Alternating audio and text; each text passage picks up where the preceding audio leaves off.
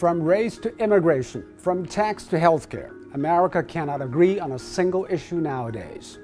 Americans are asking themselves, who am I? America is divided. But President Trump thinks the topic of China can unite his country. He started with a campaign to condemn. And when there was a will to condemn, evidence followed. Since late June, the administration has rolled out 4 top officials to declare war on China. We've now reached the point where the FBI is opening a new China-related counterintelligence case about every 10 hours. The CCP's stated goal is to create a community of common destiny for mankind and to remake the entire world according to the CCP. The People's Republic of China is now engaged in an economic blitzkrieg. And Mr. Pompeo chose the Nixon Library, the man who opened up U.S.-China relations, as the site of his speech to declare that Nixon was wrong. The closure of the consulate opened the salvo. Yes, in that way, China can unite America.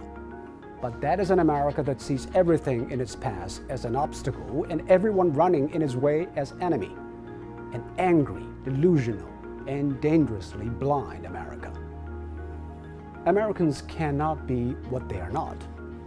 Almost all Americans know China is different, but more Americans think China is bad. But they fail to see it is exactly the difference that generates the bad feeling. Americans see only coercion and repression in Xinjiang. They don't see threats from poverty and extremism from the Chinese point of view. They don't live on the land. The same reason the Chinese see Black Lives Matter as a moral issue. But the racial issue goes deep into American history and is more complex than many Chinese think. Intellectual exclusion is the most terrible thing in America, poisoning both the right and the left.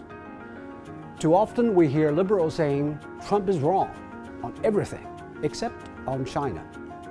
What if both are wrong? Nobody should be too sure about what they believe. And that is why Bertrand Russell said, "I would never die for my beliefs because I might be wrong." Increasingly, it looks like America is manufacturing consent for future, a war with China, using the same tactics it did with Vietnam and Iraq, demonizing an entire society, silencing dissent, hyping the threat, and manipulating the national psyche. American leaders are making Americans stare at China without seeing it. But there is an identity that can unite China and the U.S. Be a reformer. Although China is an Asian system, it rests on reforms. China has totally revamped its system, from economic fundamentals to social freedom. Imagine changing the course for 1 billion people in 40 years. And yet China did, and without launching a war or shedding blood. But the Chinese are stubbornly conservative, but they're also boldly innovative. They respect their forefathers, but they also endeavor harder for their children. America is facing a tough choice as well, around issues such as racism, immigration, inequality, and healthcare. Matters will continue to worsen if America does not confront its challenges. America needs the boldness and courage to reform like China did 40 years ago. But China can also tell America another thing. Don't take radical, extreme measures. Extremes in whatever form or shapes will corrupt the people and compromise the country. The polarization in politics and society are dragging America into an abyss. There was a time that China went that way during the Cultural Revolution, and we all know what it cost the country.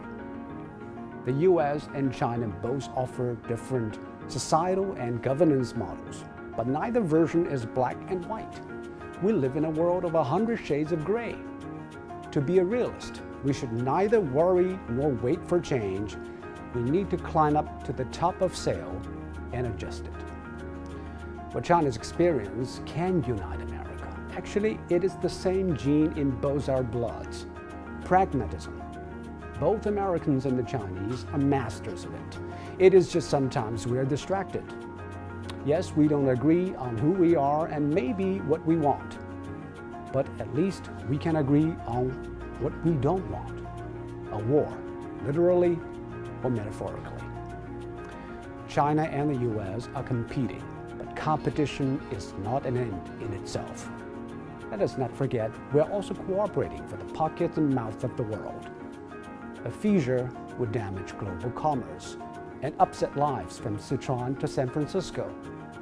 We are creating values for the world, but it can only happen on a tennis court, not a boxing ring. China cannot tell what will make America great again, but it can say how. It starts from within, not without. It depends on us to be moderate, not mad.